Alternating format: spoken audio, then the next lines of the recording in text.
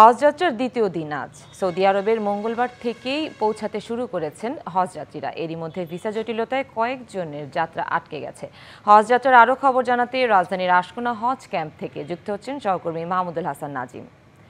নাজিম, আজ কয়টি flight Saudi আরবে যাচ্ছেন আর ব্যবস্থাপনা নিয়ে হজযাত্রীদের প্রতিক্রিয়া জানাবেন? সুনন্দা, সকাল থেকে কিন্তু আমরা এখানে অবস্থান করছি। আসলে আশকোনা হজ ক্যাম্পের আজকের দ্বিতীয় দিনে কিন্তু 13টি ফ্লাইটের মাধ্যমে প্রায় 4000-এর মতো বেশি হজযাত্রী সৌদি আরবে গমন করবেন। আমি ঠিক যেখানে অবস্থান করছি সেটা হচ্ছে আসলে ইমিগ্রেশন, বাংলাদেশ বিমানের ইমিগ্রেশনটা ঠিক এখানে হচ্ছে। বিশেষ করে বাংলাদেশ যে সৌদি আরবের যাওয়ার আগে ঠিক আগ মুহূর্তে কিন্তু বাংলাদেশ বিমানের ইমিগ্রেশনটি এখানে হয়ে থাকে। আসলে কোনো ধরনের ভোগান্তি এবং হয়রানি ছাড়াই কিন্তু আসলে ইমিগ্রেশনটি এখানে তারা সেরে ফেলছেন আপনাদের সারিবদ্ধভাবে। এখানে দাঁড়িয়ে কিন্তু তারা এই কার্যক্রম করছেন।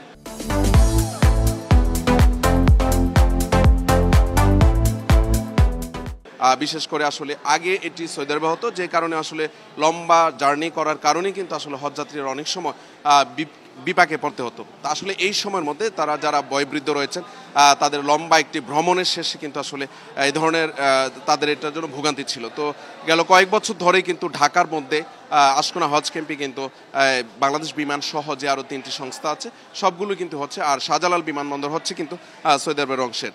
তো আজকে যে 13টি ফ্লাইটের মাধ্যমে কিন্তু বিশেষ করে 4টি ফ্লাইট কিন্তু সকালে ছেড়ে গেছে। এখন যে ইমিগ্রেশনের কাজটি চলছে সেটি বাংলাদেশ বিমানে সেটি 2:15 সৌদির উদ্দেশ্যে ঢাকা ছেড়ে যাবে। এখনো পর্যন্ত কিন্তু 18 জন যাত্রী ভিসার জটিলতা যেতে পারেনি। বিশেষ করে গতকাল যে সৌদি আরবের অনলাইন প্ল্যাটফর্ম নুসুক চালু হওয়ার পরও কিন্তু এখনো পর্যন্ত প্রায় 16,000 থেকে বেশ কিছু ভিসা এখনো পর্যন্ত হয় নাই। তো এখনো পর্যন্ত যদি আমি বলা যেতে পারে আসলে ভিসার জটিলতাকে সবচেয়ে বড় হচ্ছে। এই ছিল আমার কাছে আশকোনা হজ ক্যাম্প থেকে।